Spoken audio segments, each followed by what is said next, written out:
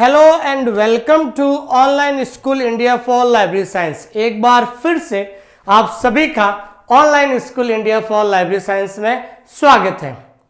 KVS भर्ती परीक्षा 2022 की तैयारी करने वाले सभी विद्यार्थियों को मेरी तरफ से हार्दिक शुभकामनाएं और मैं ईश्वर से प्रार्थना करता हूं कि आप इस परीक्षा में जल्दी से जल्दी सफल हो और इस बेरोजगारी से मुक्ति पाएं।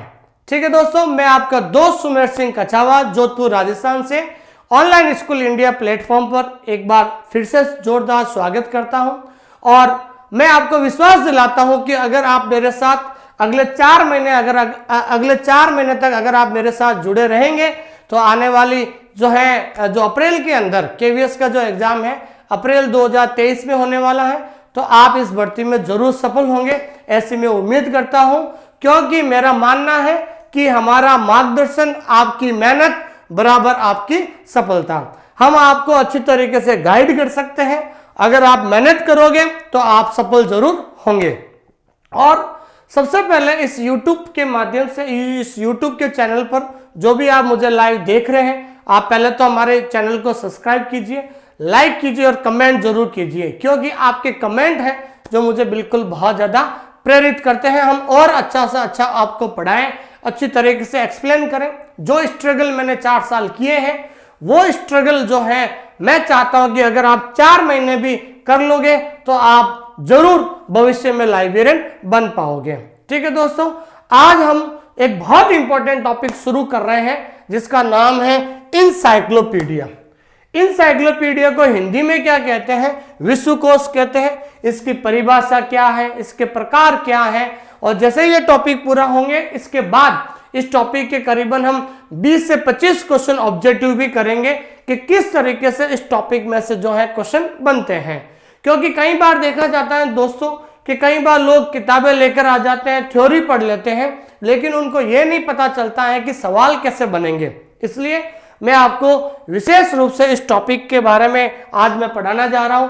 लेकिन इस टॉपिक को थोड़ा पढ़ाने से पहले मैं आपको जो केवीएस का जो सिलेबस है उस सिलेबस के बारे में चर्चा करना चाहता हूं, क्योंकि आजकल मैं देखना चाहता हूं कि जो भी लाइब्रेरियन भर्ती परीक्षा की तैयारी कर रहे हैं, कहीं ना कहीं उन बच्चों में सबसे बड़ी कमी मुझे ये लगती है कि वो कभी भी सिलेबस को एनालिसिस नहीं करते हैं। आजकल 90% ऐसे विद्यार्थी हैं जो सिलेबस को एनालिसिस नहीं करते हैं, इसलिए वो कहीं ना कहीं इस परीक्षा में जो पीछे रह जाते हैं वो परीक्षा में असफल हो जाते हैं। तो आज हम सिलेबस जो हमारा केवीएस का जो सिलेबस है, वैसे इसके अंदर 6 पार्ट है, लेकिन आज हम जो टॉपिक पढ़ा रहे हैं वो टॉपिक हमारा जो है सिलेबस के अंदर 6 पार्ट है, लेकिन आज हम जो टॉपिक पढ़ रहे हैं ये टॉपिक आता है पार्ट 5 में।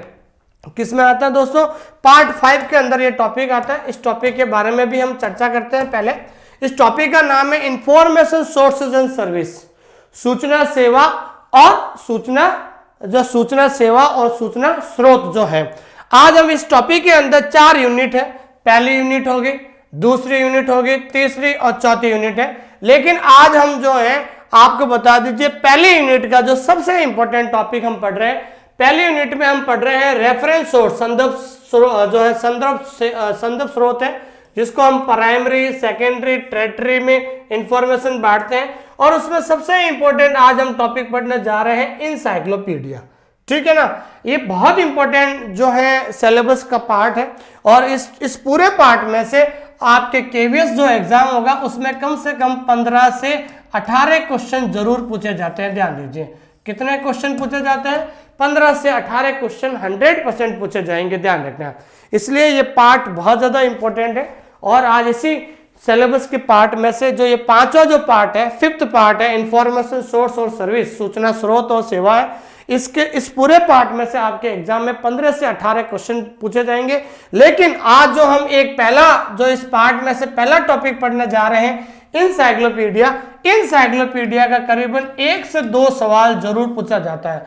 आप प्रीवियस ईयर का कोई भी पेपर उठा के देख लीजिए, इंसाइक्लोपीडिया जो टॉपिक है जो आज हम बिल्कुल चर्चा करने वाले हैं, आज हम पढ़ने वाले हैं, उसमें से एक सवाल जरूर कोई ना कोई प्रीवियस ईयर के पेपर में इंसाइक्लोपीडिया का जरूर बनता है।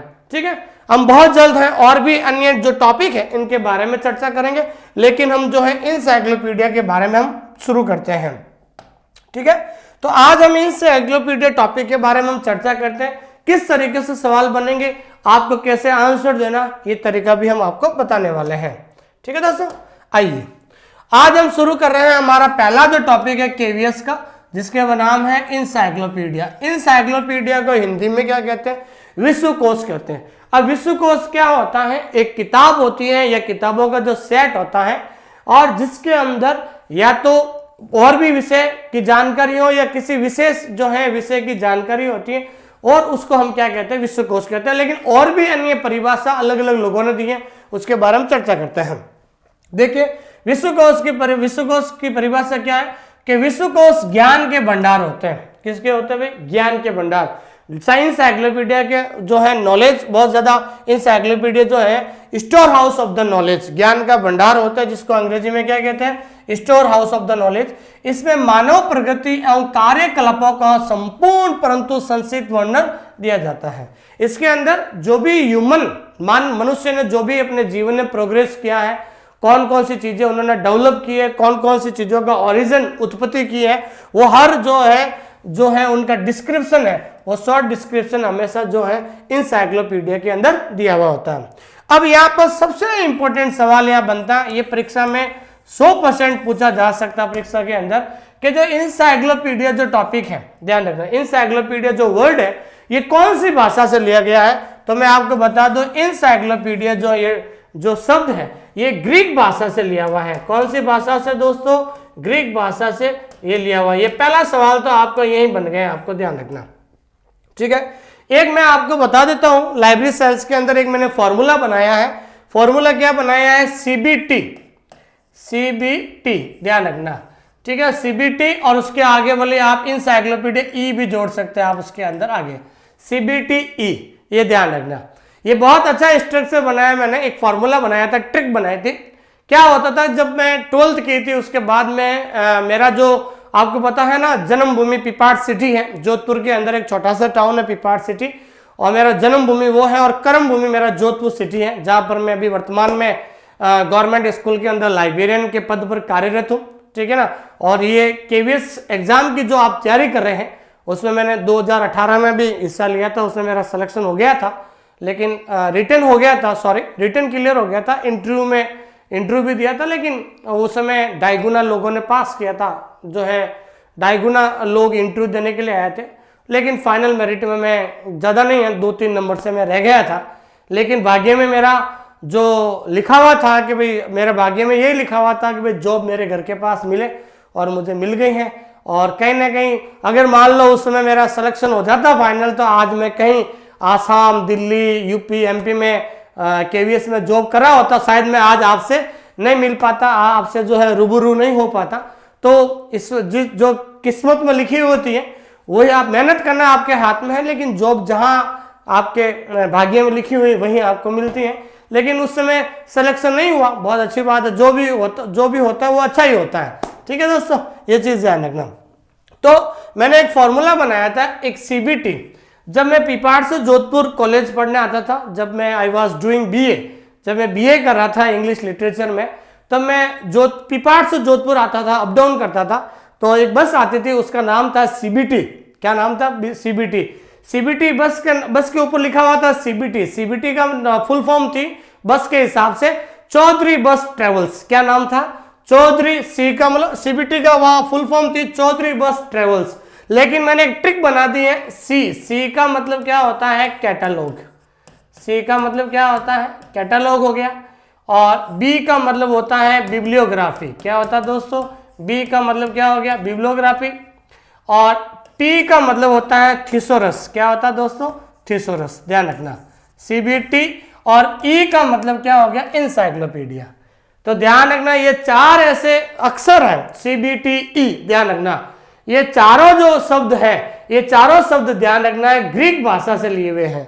सवाल पूछा गया परीक्षा के अंदर, 2016 के अंदर पूछा गया है, कैटलॉग कौन सी भाषा से लिया शब्द है, तो कैटलॉग ग्रीक भाषा से है। बिब्लियोग्राफी कौन सी भाषा से बना हुआ शब्द है, ग्रीक भाषा से। थिसोरस भी कौन सी भाषा से शब्द बना है, ये थिसोरस ग्रीक भाषा से। और इंसाइक्लोपीडिया भी कौन सी भाषा से लिया हुआ है, भी ग्रीक भाषा से, ध्यान रखना। तो आपको याद हो गया होगा, CBTE, ध्यान रखना, ठीक है ना। C का मतलब कैटलॉग, और एक और याद आ गया मुझे, C का मतलब सॉरी CBT, C का मतलब कैटलॉग, B का मतलब बिब्लियोग्राफी, T का मतलब थिसोरस और E का मतलब इंसाइक्लोपीडिया। जुड़ गया, आज जोड़ दिया, इस E भी जोड़ दिया। तो कैटलॉग, बिब्लियोग्राफी, थिसोरस और इंसाइक्लोपीडिया, ये जो वर्ड है ये ग्रीक भाषा से लिए गए हैं। और एक चीज ध्यान रखना, जो भी आप मेरी क्लास देख रहे हो, अगर वास्तव में आप KVS में सिलेक्शन होना चाहते हो तो मेरा ये अनुभव है दोस्तों कि आप जो है नोट्स जरूर बनाएं। जो मैं आपको पढ़ा रहा हूं, आप रजिस्टर खोलिए, नोट्स बनाएं। आपको बहुत सारी ऐसी नई चीजें मिलेगी जो किताबों के अंदर आपको नहीं मिलती है अक्सर। तो इसलिए आप नोट्स बनाइए, बार बार रिवीजन कीजिए और टेस्ट जरूर दीजिए, आप जल्द सफल होंगे। आप ध्यान दीजिए। तो इंसाइक्लोपीडिया जो है कौन सी भाषा से बना है? ये ग्रीक भाषा से बना है। और इंसाइक्लोपीडिया दो शब्द से बना है। कौन से दो शब्द है? एक तो पहला शब्द है इनकाइकिलोस, ये याद रखना। क्या पढ़ते हैं इसको? एनकाइकिलोस प्लस पेडियो, ध्यान रखना, दो वर्ड है, एनकाइकिलोस प्लस पेडियो, दो शब्द जो है, ये मैंने हिंदी में भी लिख दिया यहां पर, ध्यान रखना, ये ध्यान रखना। एनकाइकिलोस प्लस पेडियो दो शब्दों से मिलकर है क्या बना है भाई? इंसाइक्लोपीडिया बना है। और कौन सा शब्द है भाई? ग्रीक भाषा से, ठीक है। द ग्रीक वर्ड एनकाइकिलोस प्लस पेडियो जो है दो शब्द से मिलकर बना है, जिसका मीनिंग होता है जनरल एजुकेशन और एन ऑल अराउंड एजुकेशन। जिसका मीनिंग क्या होता है? सामान्य शिक्षा होता है या फिर एक व्यापक शिक्षा होता है, ध्यान रखना, ठीक है भाई। तो पहला सवाल ये बनेगा कि इंसाइक्लोपीडिया जो शब्द है कौन सी भाषा से लिया गया है? तो आपका आंसर होगा ग्रीक भाषा से ले रखा है। दूसरा है इंसाइक्लोपीडिया कौन से दो शब्दों से बना है? तो ये याद रख लेना आपको भाई, क्योंकि 2016 के अंदर पूछा गया था कि भाई कैटलॉग कौन से शब्द से बना है, तो उस समय लिखा था काटा प्लस लोगोस, ध्यान रखना, ठीक है ना। तो एक सवाल आया था 2016 वाला जो राजस्थान के अंदर सवाल आया था, कैटलॉग कौन से दो वर्ड से बना है? तो उस समय ऑप्शन था काटा प्लस लोगोस, ये कैटलॉग बना था। उसी तरीके से सवाल पूछा जा सकता है इंसाइक्लोपीडिया कौन से दो वर्ड से बना है? तो ध्यान रखना है एनकाइकिलोस प्लस पेडियो, ये चीज आपको ध्यान में रखना। और जिसका मीनिंग होता है जनरल एजुकेशन और ऑल राउंड एजुकेशन, सामान्य शिक्षा या एक व्यापक शिक्षा जो है।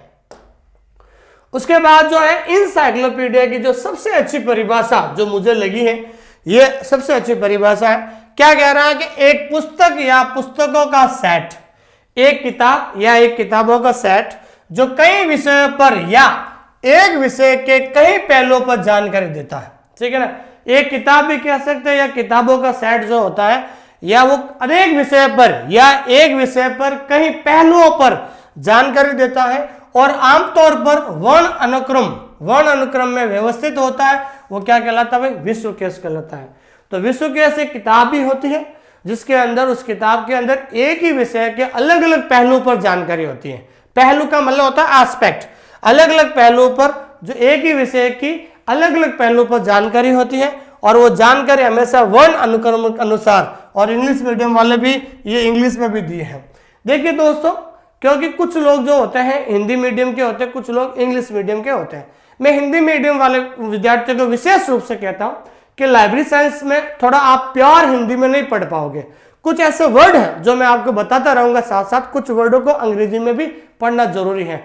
शुद्ध हिंदी में आपको कभी नहीं समझ में आएगी, लेकिन ये धीरे धीरे जब आप अभ्यास करोगे, अधिक से अधिक क्वेश्चंस निकालने की, अधिक से अधिक प्रैक्टिस करने की, तब आराम से आपको हो जाएगा। ठीक है दोस्तों, ये ध्यान रखना आपको, ठीक है। तो आपका ये इंसाइक्लोपीडिया की परिभाषा हो गई है। अब हम बात करते हैं और इसके बारे में, इंसाइक्लोपीडिया के बारे में महत्वपूर्ण जानकारियां जहां से सवाल बन सकता है। देखिए, विश्वकोश को साइक्लोपीडिया भी कहा जाता है, ध्यान रखना। देखो, इंसाइक्लोपीडिया और साइक्लोपीडिया, ध्यान रखना, ये दोनों क्या है? आपस में प्रायवाची शब्द है। क्या है दोस्तों? प्रायवाची शब्द है। प्रायवाची शब्द को हिंदी में क्या, इंग्लिश में क्या कहते हैं? सिनोनिम्स। क्या कहते हैं भाई दोस्तों? सिनोनिम्स कहते हैं, ध्यान रखना, ठीक है ना। सिनोनिम्स कहते हैं, ध्यान रखना। ये प्रायवाची शब्द है। इंसाइक्लोपीडिया का प्रायवाची शब्द क्या है? साइक्लोपीडिया। जब हम आप सीसी में पढ़ेंगे, कॉलम क्लासिफिकेशन पढ़ेंगे, तो वहां पर ACI और PCI में पढ़ेंगे ना, तो उस समय ये वर्ड आएगा, आपको समझाएंगे जरूर जल्द। तो इंसाइक्लोपीडिया को साइक्लोपीडिया भी कहा जाता है जब वे एक विशिष्ट विषय तक सीमित होते हैं, when they are limited to specific, जब एक जो विशिष्ट विषय तक सीमित होते हैं। क्योंकि इंसाइक्लोपीडिया भी दो तरह के होता है, एक जनरल होता है, एक स्पेशल होता है, अभी हम पढ़ेंगे। तो वो क्या कह रहा है कि इंसाइक्लोपीडिया को साइक्लोपीडिया भी कहा जाता है जब वे एक विशिष्ट विषय तक सीमित होते हैं, जब वो स्पेसिफिक सब्जेक्ट तक ही सीमित होते हैं तो वो साइक्लोपीडिया हो गया। लेकिन इंसाइक्लोपीडिया में क्या होता है, एक ही विषय की अनेक पहलुओं पर जानकारी होती है, ध्यान रखना। और साइक्लोपीडिया क्या होता है, जो विशिष्ट विषय तक सीमित होता है वो साइक्लोपीडिया।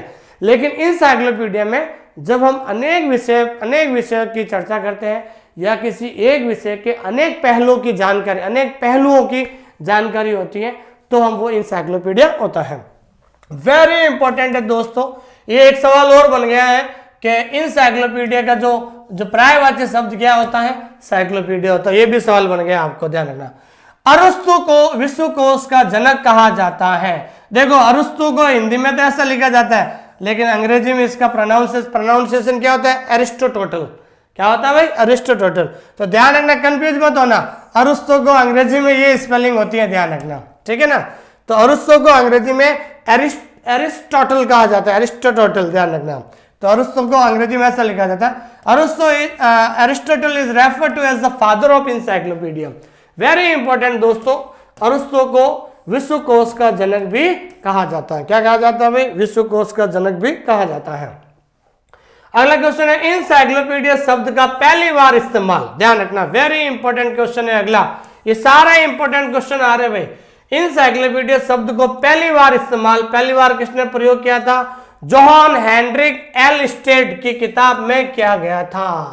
ये कई बार परीक्षा के अंदर पूछा गया है कि इंसाइक्लोपीडिया शब्द का सबसे पहले प्रयोग कहां पर हुआ था, तो पहले प्रयोग हुआ था जॉन हेनरिक एल स्टेड की किताब में क्या था। ये ध्यान रखना, आपको अंग्रेजी में ये वर्ड लिख देना, जॉन हेनरिक एल स्टेड की किताब में सबसे पहले इंसाइक्लोपीडिया शब्द का प्रयोग हुआ था। वेरी इंपॉर्टेंट क्वेश्चन है, बिल्कुल आप अपनी नोटबुक निकालिए, नोट जरूर बनाइए। मैं आपको बता रहा हूं, शॉर्टकट सफलता का रास्ता कभी नहीं हो सकता है, मेहनत आपको करनी पड़ेगी। जो 8 से 10 घंटे पढ़ेगा वो ही लाइब्रेरियन बन पाएगा। मैं आपको फिर से कह रहा हूं, लाइब्रेरी साइंस एक टेक्निकल सब्जेक्ट है। अगर आप एक महीने से पढ़ रहे हैं, 5 दिन आप किसी शादी में डांस करने के लिए चले गए हैं या शादी में जीने के लिए चले गए हैं, तो अगर 5 दिन के बाद जब आप लाइब्रेरी साइंस में वापस बैठोगे पढ़ने के लिए, आप जीरो हो जाओगे। आपको ऐसा लगेगा कि मैं शुरू से पढ़ूंगा वापस। इसलिए प्रैक्टिस मेक्स इंप्रूवमेंट, जितना आप ज्यादा बार बार अभ्यास करोगे आप में सुधार आएगा। ठीक है दोस्तों, उसके बाद हम पढ़ रहे हैं विश्व इंसाइक्लोपीडिया के बारे में और भी चीजें जो कई बार ये जो मैं आपको इंपॉर्टेंट नोट्स लिखा रहा हूं, ये जो मेरे नोट्स बनाए हुए हैं, मैंने अलग अलग पुराने पेपर में से जो ये जहां से सवाल बनते हैं वो सवाल मैंने उठाए हैं। ठीक है ना, ये प्रीवियस ईयर के पेपर में सवाल बन चुके हैं, तो मैंने इस तरीके से नोट्स बनाता, जो मैंने नोट्स बनाए हैं वो आपको मैं आज लाइन पढ़ा रहा हूं, ध्यान दीजिए। तो इंसाइक्लोपीडिया में क्या है कि वर्णनात्मक जानकारी का पता लगाने के लिए उपयुक्त स्रोत किसे माना जाता है, तो वर्णनात्मक जानकारी का पता लगाने के लिए उपयुक्त स्रोत किसको माना जाता है, विश्वकोश को। अब वर्णनात्मक जानकारी को अंग्रेजी में क्या कहता है दोस्तों, डेस्क्रिप्टिव इंफॉर्मेशन। क्या कहते हैं दोस्तों, डेस्क्रिप्टिव इंफॉर्मेशन, ध्यान रखना। और उसको ध्यान रखना, वर्णनात्मक या डेस्क्रिप्टिव इंफॉर्मेशन का पता लगाने के लिए सबसे उपयुक्त स्रोत कौन सा है, इंसाइक्लोपीडिया है, ध्यान रखना। दूसरा, पृष्ठभूमि की जानकारी का उत्तर खोजने के लिए सबसे उपयुक्त स्रोत कौन सा है, विश्वकोश से। पृष्ठभूमि की जानकारी का मतलब होता है बैकग्राउंड इंफॉर्मेशन। किसी की बैकग्राउंड इंफॉर्मेशन का जो आंसर अगर आपको ढूंढना है तो सबसे एप्रोप्रिएट जो स्रोत होता है, सोर्स होता है, वो हमेशा क्या होता है, इंसाइक्लोपीडिया होता है। अगला क्वेश्चन ये भी बन सकता है, विश्वकोश को सभी प्रकार के संदर्भ स्रोत के पूरक रूप में माना जाता है। तो encyclopaedia regarded as supplement to all types of reference sources. जितने भी संदर्भ स्रोत हैं, संदर्भ स्रोत में सबसे ज्यादा जो सप्लीमेंट है किसको माना जाता है भाई, इंसाइक्लोपीडिया को माना जाता है। और विश्वकोश को पुस्तकालय में संदर्भ स्रोत की रीढ़ कहा जाता है। वेरी इंपॉर्टेंट क्वेश्चन है, encyclopedia is referred to backbone of reference service in library। ध्यान रखना। तो पुस्तकालय में जो संदर्भ सेवा है, संदर्भ सेवा की जो रीढ़ है, रीढ़ का मतलब होता है बैकबोन, तो संदर्भ सेवा की जो रीढ़ है किसे कहा जाता है भाई? वेरी इंपॉर्टेंट क्वेश्चन है। तो संदर्भ सेवा की जो रीढ़ है ये किसको कहा जाता है भाई? इंसाइक्लोपीडिया को कहा जाता है। ये चारों जो ये पॉइंट मैंने लिखा है, ये 4 सवाल है एक्चुअली, ध्यान रखना। ये 4 सवाल है जो कहीं ना कहीं प्रीवियस ईयर के पेपर में उठाए हुए। मैं इस प्रकार के नोट्स बनाता था, फिर पढ़ता था, क्योंकि दोस्तों एग्जाम से 15 दिन पहले या 20 दिन पहले जब आप रिवीजन करोगे तो उस समय आप बार बार यूट्यूब पे या बार बार ऐप के अंदर जो है क्लास नहीं देख पाओगे, समय खराब होता है। तो उस समय एग्जाम से 15-20 दिन पहले यही नोट्स आपके लिए हेल्पफुल होते हैं। इसलिए मेरी हमेशा जो सोच है, मैं आपको सही सलाह दूंगा, क्योंकि मैंने भी 4 साल में करीबन 20 एग्जाम दिए थे और 20 में से 7-8 एग्जाम मैंने रिटर्न निकाले थे। आप जानकर आश्चर्यचकित होंगे कि मैंने ऑल ओवर इंडिया एक पोस्ट पर भी रिटर्न निकाला है। चाहे जोधपुर का एम्स है, वहां पर भी मैंने रिटर्न निकाला, चाहे अहमदाबाद हाईकोर्ट एग्जाम है, वहां एक पोस्ट थी, वहां पर भी रिटर्न निकाला। हाँ, फाइनली इंटरव्यू में और डीवी में कहीं ना कहीं मैं रह गया था, ठीक है ना। तो मेरी सोच यही थी कि मैं नोट्स बनाता, क्योंकि वो नोट्स आपको एग्जाम के 15-20 दिन पहले हमेशा के लिए काम आएंगे। क्योंकि आप कोई पर्टिकुलर किताब उठाते हो तो उसके अंदर पूरी जानकारी नहीं होती है, इसलिए नोट्स बनाइए, रिवीजन कीजिए और टेस्ट सीरीज जरूर दीजिए आप। ये आपकी सफलता का जो है उद्देश्य है। अगला क्वेश्चन है, विश्वकोश की उपयोगिता वर्तमान समय में सभी श्रेणी के पाठकों के लिए बढ़ रही है। आजकल इंसाइक्लोपीडिया का जो यूज है बहुत ज्यादा रीडर्स यूजर्स के लिए बढ़ रहा है, और पुस्तकालय अध्यक्ष इसकी सहायता से पाठक द्वारा पूछे गए प्रश्नों के उत्तर सहज तथा देते हैं।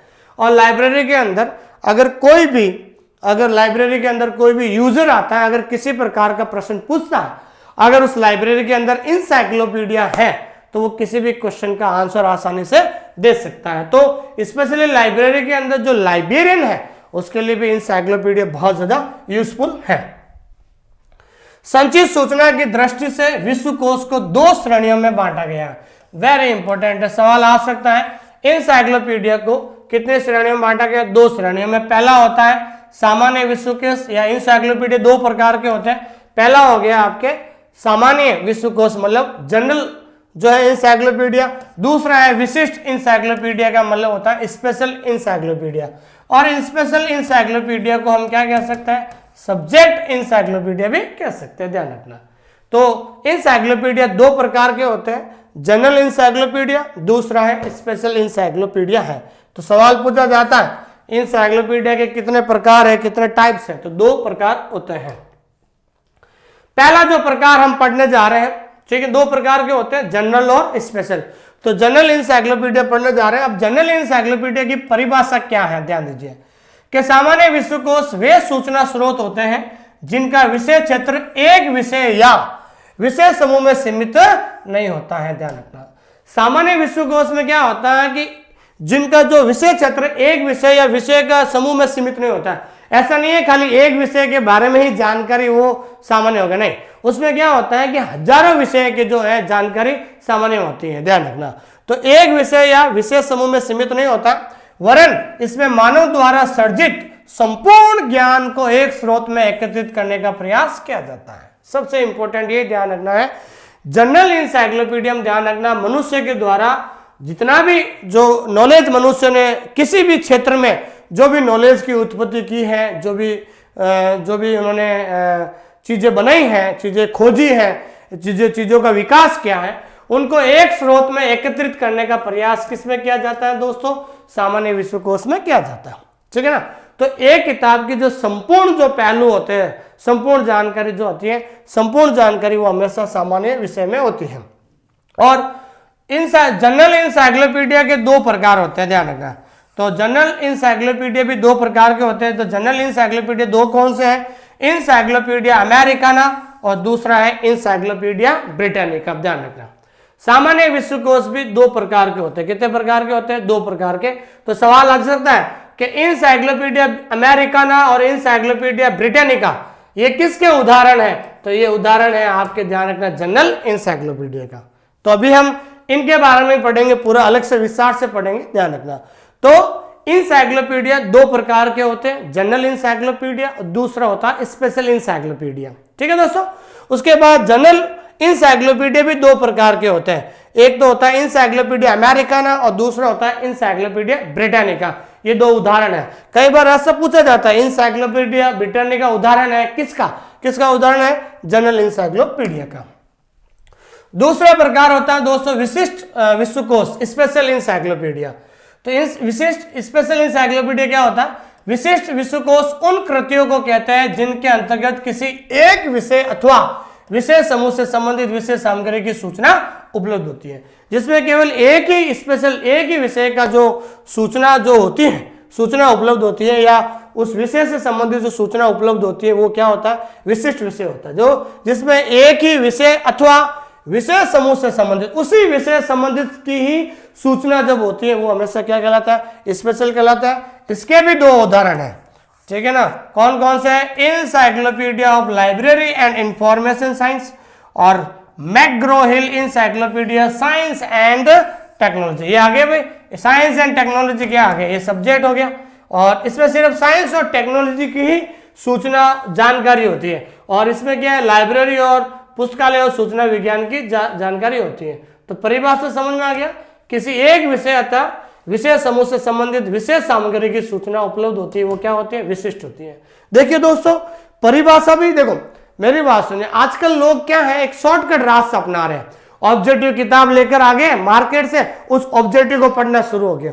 खाली ऑब्जेक्टिव पढ़ने से कुछ नहीं होता, सवाल कैसे घुमा के दे सकता है। इसलिए जब तक आप थ्योरी नहीं पढ़ोगे तब तक आपको लाइब्रेरी साइंस कभी समझ में नहीं आ सकती है। इसलिए कह रहा हूं नोट्स बनाइए, रिवीजन कीजिए और टेस्ट सीरीज जरूर दीजिए, यही सफलता के 3 कारक हैं। ठीक है ना भाई। मेरे तो आपका दोस्त, मैं आपका दोस्त सुमेर सिंह कछावा, और लाइब्रेरियन बनने के लिए मैंने 3 फैक्टर उजागर किए हैं, बच्चों को बार बार कहता और कहता रहूंगा। नोट्स बनाइए, रिवीजन कीजिए और टेस्ट जरूर दीजिए, इनसे ही आप लाइब्रेरियन बन जाओगे। अगला है, तो पहला हम वापस पढ़ रहे हैं, दो इंसाइक्लोपीडिया दो प्रकार के होते हैं, सामान्य और विशिष्ट, जिसमें हम पहला पढ़ रहे हैं जनरल सामान्य इंसाइक्लोपीडिया, उसका पहला भाग, क्योंकि जनरल इंसाइक्लोपीडिया दो प्रकार के होते हैं, साइक्लोपीडिया अमेरिकाना और साइक्लोपीडिया ब्रिटानिका।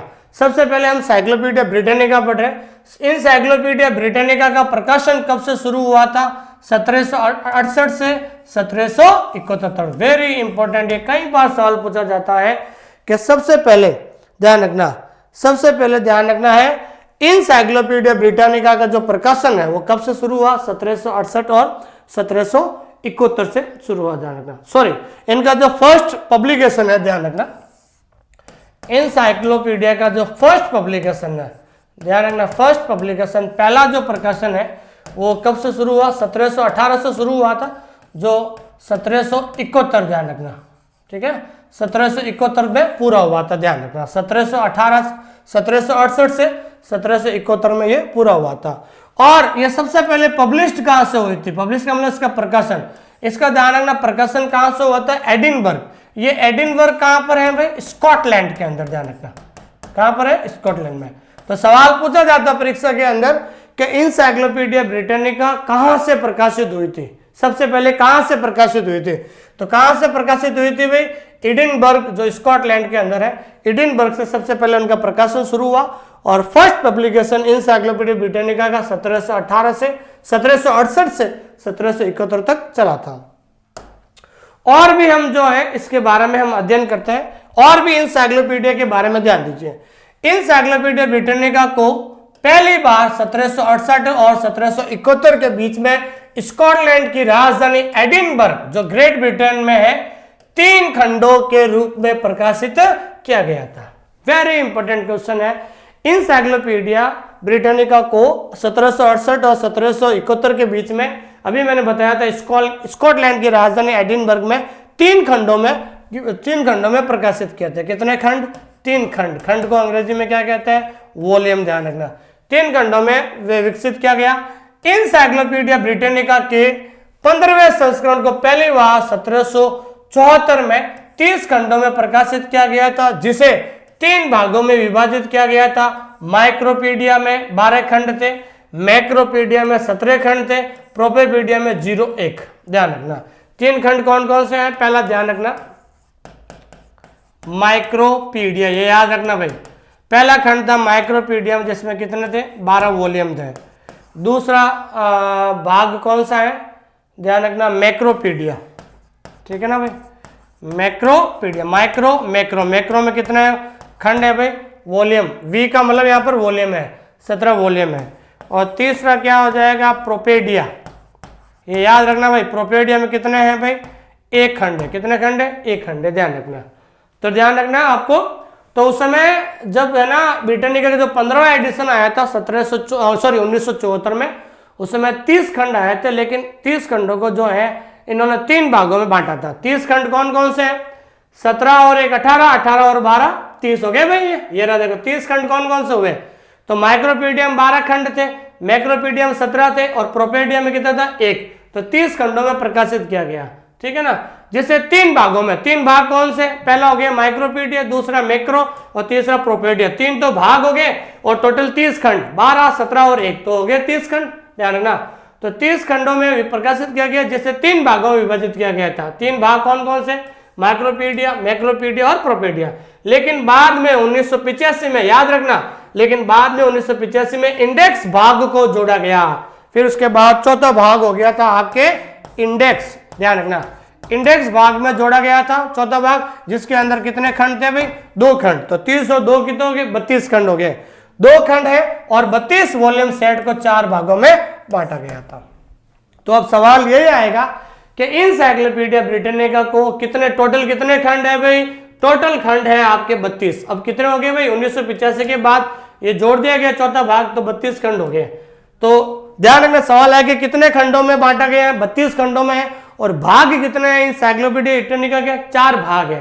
पहला भाग कौन सा है, माइक्रोपीडिया, दूसरा भाग कौन सा है, मैक्रोपीडिया, तीसरा भाग कौन सा है, प्रोपेडिया, और चौथा भाग कौन सा है भाई, जो इंडेक्स है, ध्यान रखना। तो 12 17 1 और 2 टोटल कितने हो गए, 32 खंड। इनसाइक्लोपीडिया ब्रिटानिका को 32 खंडों में और 4 भागों में बांटा गया है, ये चीज ध्यान रखना आपको। ये देखिए आप, इनसाइक्लोपीडिया में सभी विषयों की सूचना 4 भागों में बांटा गया है, ध्यान रखना। अब जो है बाद में 1985 के बाद जब ये 15वां एडिशन आया था, ध्यान दीजिए 15वां एडिशन आया था आपके, कब आया था, 1974। 1974 के बाद जो है इसका जो नाम क्या हो गया, 1974 के बाद, ध्यान रखना, 1974 के बाद जो इनसाइक्लोपीडिया जो नाम है इसका, इनसाइक्लोपीडिया ब्रिटानिका है। तो 1974 के बाद इसका क्या नाम हो गया, न्यू इनसाइक्लोपीडिया ब्रिटानिका हो गया। तो न्यू इनसाइक्लोपीडिया ब्रिटानिका को आज वर्तमान में कितने भागों में बांटा गया है, 4 भागों में बांटा गया। कितने भाग है, 4 तो भाग है और टोटल खंड कितने हैं भाई, 32 खंड है। कितने खंड है भाई, 32। अभी हमने पढ़ा पहला भाग का नाम है माइक्रोपीडिया, जिसके अंदर कितने खंड है भाई, 12 खंड है। दूसरा है मैक्रोपीडिया, जिसके अंदर कितने खंड है, 17 खंड है, ठीक है। और तीसरा है प्रोपेडिया, प्रोपेडिया में कितने खंड है, 1 है। चौथा है इंडेक्स, इंडेक्स के अंदर कितने खंड है, 2 खंड है। टोटल 32 खंड हो गए, भाग कितने हो गए, 4। इसको आपको अच्छी तरीके से नोट्स बना के लिख लीजिए, 100% इनमें से एक सवाल आएगा, ध्यान रखना। पूछ सकता है माइक्रोपीडिया के अंदर कितने खंड है, तो माइक्रोपीडिया के अंदर 12 खंड है। मैक्रो में कितने हैं, 17 खंड है। प्रोपेडिया में कितने हैं, 1 खंड है। और इंडेक्स में कितने हैं भाई, 2 खंड है। टोटल 32 खंड हो गए। और इनसाइक्लोपीडिया ब्रिटानिका को 32 खंडों में और 4 भागों में बांटा गया है। आगे दोस्तों, फिर 4 भाग है इनसाइक्लोपीडिया के। पहला भाग हम पढ़ रहे हैं माइक्रोपीडिया, इसमें 12 खंड अभी हमने बताया है। इसमें व्यक्ति, स्थान, वस्तु और विचार सभी को वर्ण क्रमानुसार व्यवस्थित किया हुआ है। ये भाग तैयार संदर्भ सेवा के प्रश्नों के उत्तर देने के लिए एक उत्तम स्रोत है। तो तैयार संदर्भ स्रोत को अंग्रेजी में क्या कहते हैं भाई, रेडी रेफरेंस सर्विस। सवाल आएगा परीक्षा में कि निम्नलिखित में से कौन सा भाग जो तैयार संदर्भ सेवा के प्रश्नों के उत्तर देता है। तो तैयार संदर्भ सेवा के प्रश्नों के उत्तर कौन सा भाग देता है भाई, माइक्रोपीडिया। और माइक्रोपीडिया में कितने खंड है, 12 खंड है। दूसरा होता है मैक्रोपीडिया, इसमें 17 खंड है। इसमें विषय की विस्तृत ज्ञान की जानकारी, विस्तृत ज्ञान की जानकारी को अंग्रेजी में कहते हैं depth knowledge. Detail depth of knowledge की जानकारी दी गई है। ये लेख विवरणात्मक है जिनमें आवश्यकता अनुसार आंकड़े व चित्र के साथ भी दिए गए हैं। तो सवाल आएगा, निम्नलिखित में से इंसाइक्लोपीडिया ब्रिटानिका का कौन सा भाग में विस्तृत ज्ञान की जानकारी दी जाती है? तो विस्तृत ज्ञान की जानकारी किस में दी जाती है? मैक्रोपीडिया में। और तैयार संदर्भ सेवा किस में दी जाती है? माइक्रो में तैयार। माइक हमेशा तैयार रखना, ध्यान रखना, याद करने का तरीका बता दो। माइक हमेशा तैयार रखना, बोलने के लिए माइक हमेशा तैयार रहना चाहिए, तैयार से माइक्रो हो जाएगा। और मैक्रो में ध्यान रखना, विस्तृत ज्ञान की जानकारी होती है। तीसरा भाग होता है प्रोपेडिया। इसमें कितने खंड है? 1 खंड है। ये विश्वकोश का वर्गीकृत भाग है और ब्रिटानिका विश्वकोश में जितने भी विषय की सामग्री सम्मिलित की गई है उसे वर्गीकृत रूप में व्यवस्थित किया गया है। ये भाग ज्ञान की रेखा की जानकारी देता है। और ज्ञान की रेखा को अंग्रेजी में क्या कहते हैं दोस्तों? Outline of knowledge. क्या कहते हैं भाई? Outline of knowledge. सवाल आएगा कि सवाल आएगा इंसाइक्लोपीडिया ब्रिटानिका के कौन से भाग में ज्ञान की रूपरेखा की जानकारी दी जाती है? तो ज्ञान की रूपरेखा की जानकारी किस में दी जाती है? प्रोपेडिया में। और प्रोपेडिया में कितने भाग है भाई? 1 भाग है। और चौथा भाग जो अभी 1985 में चौथा भाग का निर्माण हुआ था, और चौथा भाग का नाम क्या है? इंडेक्स, जिसके अंदर क्या है भाई? 2 वॉल्यूम होते हैं। कितने होते हैं भाई? 2 वॉल्यूम होते हैं। तो सवाल इस तरीके से बनेंगे। इसलिए दोस्तों जो मैं कंटेंट आपको लिखा रहा हूं ऐसा कंटेंट आपको कहीं नहीं मिलेगा। और जो भी विद्यार्थी इस क्लास को देख रहे हैं, मैं आपसे फिर से कह रहा हूं, जो टॉपिक मैंने पढ़ाया है ये टॉपिक किसी अन्य टीचर के द्वारा यूट्यूब पर आप सर्च कीजिए और उनका भी जो कंटेंट देखिए और मेरी भी क्लास देखिए आप सभी। अगर आपको दोनों में कंपैरिजन करके देखिए, उसके बाद अगर आपको लगता है कि बिल्कुल मैं अच्छा पढ़ा रहा हूं तो आप जो है बिल्कुल मेरे से बात कर लीजिए। हमने केवीएस का कोर्स लॉन्च कर दिया है और बिल्कुल नॉर्मल प्राइस में, और डिस्क्रिप्शन लिंक के अंदर हमारा ऐप का डाउनलोड है, ऐप भी आप ले सकते हैं, ठीक है। और मेरे व्यक्तिगत नंबर है, ये मेरे व्हाट्सएप नंबर है, कभी भी बात कर सकते हैं, ध्यान रखना, आप कभी भी बात कर सकते हैं, ठीक है ना। और मेरा एक टैगलाइन है, पढ़े उनसे जो खुद चयनित हो, ठीक है ना, वही आपको अच्छी तरीके से गाइड कर पाएंगे, ठीक है दोस्तों। अगला, अब जो है 1974 के बाद जब 15वां एडिशन आया था, उसके बाद जो है इंसाइक्लोपीडिया का नाम क्या हो गया था? New encyclopedia Britannica. तो ध्यान रखना, न्यू इंसाइक्लोपीडिया ब्रिटानिका कहां से प्रकाशित होता है? शिकागो से। कहां से होता है भाई? शिकागो से होता है। और वेरी इंपॉर्टेंट क्वेश्चन है दोस्तों, न्यू इंसाइक्लोपीडिया का 9th एडिशन स्कॉलर एडिशन के नाम से जाना जाता है। वेरी इंपॉर्टेंट है दोस्तों, ध्यान रखना, सवाल आता है कई बार परीक्षा में कि न्यू इंसाइक्लोपीडिया ब्रिटानिका कर देना यहाँ पर, ठीक है, यहाँ पर ब्रिटानिका, ठीक है ना। न्यू इंसाइक्लोपीडिया ब्रिटानिका का 9th जो एडिशन है उसको स्कॉलर एडिशन के नाम से भी जाना जाता है।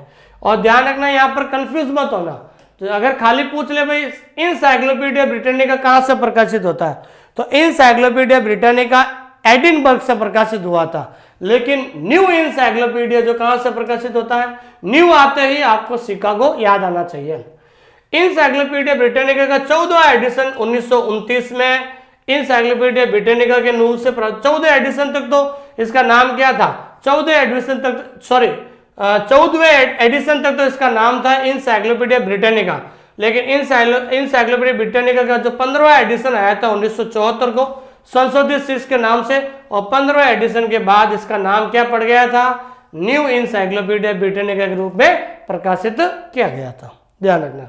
तो ध्यान रखना, 14वें एडिशन तक तो इसका नाम केवल इंसाइक्लोपीडिया ब्रिटानिका था, लेकिन 15वें एडिशन के बाद 1974 के बाद इसका नाम क्या हो गया? New encyclopedia Britannica. और ये कब कहां से प्रकाशित होता है दोस्तों? शिकागो से प्रकाशित होता है, ध्यान रखना। अब हमने अभी तक जो है केवल जो है इंसाइक्लोपीडिया ब्रिटानिका पढ़ा, अभी हमने इंसाइक्लोपीडिया अमेरिकाना भी पढ़ना है, और जो है स्पेशल इंसाइक्लोपीडिया पढ़ना है। अब बाकी का जो कोर्स, बाकी का जो टॉपिक है हम अगली क्लास में पढ़ेंगे, ठीक है ना।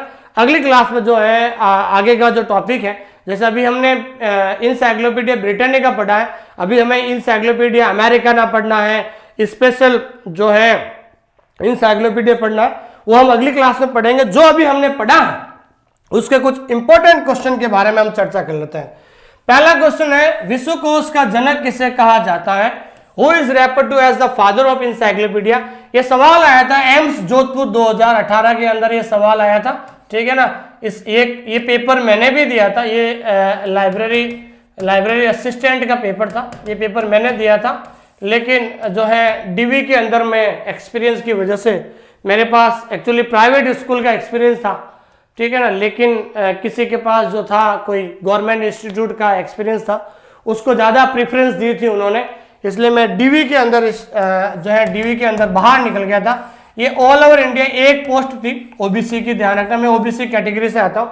ऑल ओवर इंडिया एक ही पोस्ट थी जिसमें मैंने रिटर्न निकाला था, ठीक है ना, लेकिन जो है मेरे पास प्राइवेट स्कूल का एक्सपीरियंस था, लेकिन कोई एक लड़का था उसके नंबर भी कम थे, मेरे नंबर थे 107 नंबर थे, लेकिन ये मेरे नंबर थे, लेकिन उस लड़के के 99 नंबर ही थे, मेरे से कम थे, लेकिन उसके पास क्या था, गवर्नमेंट इंस्टीट्यूट का एक्सपीरियंस था, इसलिए गवर्नमेंट इंस्टीट्यूट वालों को जो है ज़्यादा प्रेफरेंस दी थी, इसलिए उसका सिलेक्शन हो गया और डीवी में बाहर आ गया, ठीक है ना भाई। ये उस एग्जाम में आया था, who is referred to father of encyclopaedia? Encyclopaedia के फादर किसे कहा जाता है? अरस्तु को कहा जाता है। किसको कहा जाता है दोस्तों? ये इसको अरस्तु पढ़ा जाता है। क्या पढ़ा जाता है? अरस्तु। अरस्तु को अंग्रेजी में एरिस्टोटल लिखा जाता है। क्या लिखा जाता है भाई? एरिस्टोटल। दूसरा सवाल है, इंसाइक्लोपीडिया शब्द का प्रयोग सबसे पहले किसके द्वारा किया गया? तो इंसाइक्लोपीडिया का प्रयोग मैंने अभी बताया था थ्योरी में।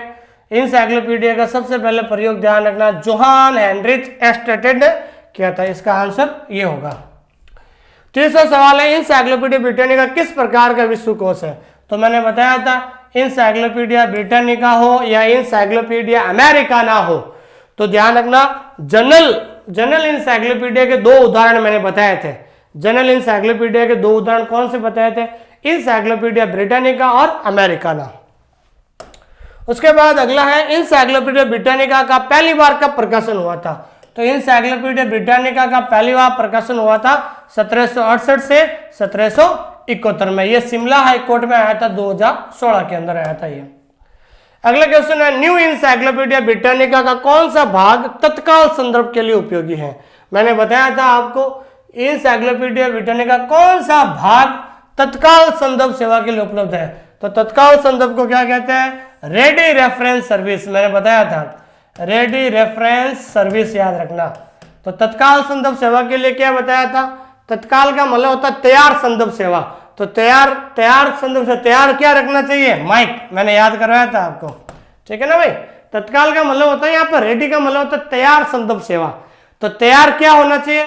बोलते समय माइक तैयार होना चाहिए, तो माइक से याद रखना माइक्रोपीडिया। क्या हो गया? माइक्रोपीडिया हो जाएगा। न्यू इंसाइक्लोपीडिया ब्रिटानिका किस भाग में ज्ञान की गहराई और लंबा लेख है? तो मैंने बताया था ज्ञान की गहराई को क्या कहते हैं? नॉलेज इन डेप्थ या डेप्थ ऑफ नॉलेज, अंग्रेजी वर्ड याद रखना। डेप्थ ऑफ नॉलेज जो है कौन से भाग में दिया हुआ है? तो डेप्थ ऑफ नॉलेज ध्यान रखना मैक्रोपीडिया में दिया हुआ है। किसमें दिया हुआ भाई? मैक्रोपीडिया में है, ध्यान रखना। विश्वकोश के रूप में वर्गीकृत किया गया है। तो विश्वकोश को कितने भागों में बांटा गया है भाई? दो भागों में बांटा गया, बोथ ए एंड बी। पहला भाग है जनरल, दूसरा स्पेशल या सब्जेक्ट भी है, तो दो भागों में बांटा गया है। अगला क्वेश्चन है, निम्नलिखित में से कौन सा ज्ञान का व्यवस्थित सारांश है?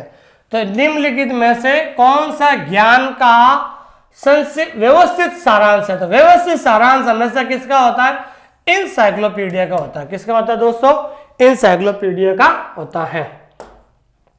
अगला क्वेश्चन है, ये महाराष्ट्र सेट 2011 के अंदर एग्जाम में आया था कि वर्णनात्मक जानकारी प्राप्त करने के लिए एक उपयुक्त स्रोत है। तो वर्णनात्मक जानकारी प्राप्त करने के लिए उपयुक्त स्रोत कौन सा है? An appropriate source to find out descriptive information. मैंने बताया था। तो डेस्क्रिप्टिव इंफॉर्मेशन को प्राप्त करने के लिए क्या आएगा? ध्यान रखना इंसाइक्लोपीडिया होता है, ध्यान रखना। तो कोई भी वर्णनात्मक जानकारी प्राप्त करने का जो है एक प्रमुख उपयुक्त स्रोत होता है, वो होता है आपके इंसाइक्लोपीडिया होता है। शब्द इंसाइक्लोपीडिया लिया हुआ है, ये इंसाइक्लोपीडिया जो है कौन से शब्द से लिया हुआ है? तो इंसाइक्लोपीडिया वर्ड जो है ध्यान रखना कौन से शब्द से लिया हुआ है? ग्रीक भाषा से लिया गया है। कौन से शब्द से लिया गया भाई? ग्रीक भाषा से लिया गया है। इंसाइक्लोपीडिया ब्रिटानिका का पहला संस्करण प्रकाशित हुआ था तो ध्यान रखना, इंसाइक्लोपीडिया ब्रिटानिका जो पहला संस्करण कितने खंड में हुआ था, तो पहला संस्करण ध्यान रखना 3 खंडों में जो है प्रकाशित हुआ था। कितने खंडों में भाई? 3 खंडों में। लेकिन 1985 के बाद, ठीक है ना भाई, 1985 के बाद चौथा खंड आ गया था, और चौथे भाग का नाम क्या है भाई? इंडेक्स। चौथा भाग आ गया था, ठीक है ना। और इंडेक्स में कितने खंड थे? 2 खंड थे, ध्यान रखना, ठीक है ना भाई। आगे, इंसाइक्लोपीडिया ब्रिटानिका का पहला संस्करण किस वर्ष होता है? पहला संस्करण ध्यान रखना 1768 से 1771। तो यहाँ पर 1768 नहीं है, तो क्या हो जाएगा आंसर? 1771 हो जाएगा, क्योंकि इनके बीच में ही बना था ये इंसाइक्लोपीडिया ब्रिटानिका। निम्नलिखित में से कौन सा इंसाइक्लोपीडिया ब्रिटानिका का भाग है? तो भाग कौन सा है भाई? पहला माइक्रो, मैक्रो और प्रोपेडिया। 2, 3, 4। तो 2, 3, 4 कहां पर है? ये रहा 2, 3, 4, ये रहा। देखो आपको ये ऐसे क्वेश्चन जो है नेट के अंदर एग्जाम में पूछे जाते हैं। कहां पर पूछा जाता है? यूजीसी नेट के अंदर पूछे जाते हैं। निम्नलिखित में से कौन सा न्यू इंसाइक्लोपीडिया ब्रिटानिका का हिस्सा है? तो ये रहा माइक्रोपीडिया, मैक्रोपीडिया और इंडेक्स हो गया। सॉरी, ये प्रोपेडिया भी होता है, माइक्रो भी होता है, मैक्रो भी, ये चारों ABCD। तो ये रहा 1, 2, 3, 4, ये चारों भाग होते हैं न्यू इंसाइक्लोपीडिया के। ध्यान रखना, ये चारों भाग होते हैं, ठीक है। न्यू इंसाइक्लोपीडिया ब्रिटानिका प्रोपीडिया भाग में खंड है। तो प्रोपीडिया कितने नंबर पे आता है? 3 नंबर पे आता है। देखो, पहला आता है माइक्रो, माइक्रो में 12, फिर उसके बाद आता है मैक्रो, मैक्रो में 17, फिर आता है प्रोपेडियो, प्रोपेडियो में आता है 01, फिर आता है आपके इंडेक्स, इंडेक्स में 02, 7 और 2 9, 10, 10 और 2 12, 12 और 1 3, 3 32, टोटल 32 खंड है, 4 भाग है। इन्होंने क्या पूछा है भाई? इन्होंने पूछा है आपको प्रोपेडिया। तो प्रोपेडिया में ध्यान रखना 01, एक ही खंड है। कितने खंड है भाई? एक ही खंड है। न्यू इंसाइक्लोपीडिया ब्रिटानिका माइक्रोपीडिया में कितने वॉल्यूम है? माइक्रोपीडिया सबसे पहले आता है, तो माइक्रोपीडिया में कितने हैं भाई? 12 है। कितने हैं भाई दोस्तों? 12 है, ध्यान रखना। न्यू इंसाइक्लोपीडिया ब्रिटानिका का मैक्रोपीडिया भाग में खंड है, तो मैक्रोपीडिया, तो मैक्रोपीडिया में कितने हैं भाई? 17 है। कितने हैं भाई? 17 है। ये चीज आपको ध्यान में रखनी है। न्यू इंसाइक्लोपीडिया ब्रिटानिका का सूचकांक भाग, सूचकांक भाग का मतलब सूचकांक को अंग्रेजी में क्या कहते हैं? इंडेक्स पार्ट, ध्यान रखना। तो इंडेक्स पार्ट में कितने हैं? इंडेक्स पार्ट में ध्यान रखना 2 ही खंड है। कितने खंड है भाई? 2 ही खंड है, ध्यान रखना। कितने खंड है भाई? 2 ही खंड है, ध्यान रखना। कितने भाग है? 2 ही भाग है, ठीक है दोस्तों। तो इस प्रकार से जो है आपकी ये क्लास यहाँ पर समाप्त होती है, और उम्मीद करता हूँ कि ये क्लास आपको बहुत ज़्यादा पसंद आई होगी। और मुझे व्यक्तिगत बात करनी है मेरे से 86 195 77 803, ये मेरे व्हाट्सअप नंबर है। कभी भी व्हाट्सअप में मैसेज कर दीजिएगा। और हमारा जो ऐप है, हमारा ऐप का नाम है दोस्तों ऑनलाइन स्कूल इंडिया। ऐप का नाम क्या है दोस्तों? ऑनलाइन स्कूल इंडिया, ध्यान रखना। ऐप का नाम है ऑनलाइन स्कूल इंडिया ऐप है, इसको जरूर डाउनलोड कीजिए। और जो भी हमारे साथ जुड़ना चाहते हैं बिल्कुल हमारे साथ जुड़िए आप सभी लोग, ठीक है। और बिल्कुल बहुत जल्द जो है हम और अन्य क्लास लेकर आएंगे। और मेरा यही कहना दोस्तों, आप तैयारी जारी रखें, और आपका जो मेहनत है, आप जो मेहनत करें इस मेहनत का फल आपको जरूर मिलेगा। और KVS का कोर्स हमने लॉन्च कर दिया है। बिल्कुल कोई जानकारी चाहिए तो हमारा ऐप को जरूर डाउनलोड कर लीजिए, ठीक है। बहुत बहुत धन्यवाद। और क्लास देखने के बाद आप जरूर कमेंट में जरूर कमेंट जरूर कीजिए, ताकि हम और अच्छी आपको क्लास उपलब्ध करा सकें। Thank you very much.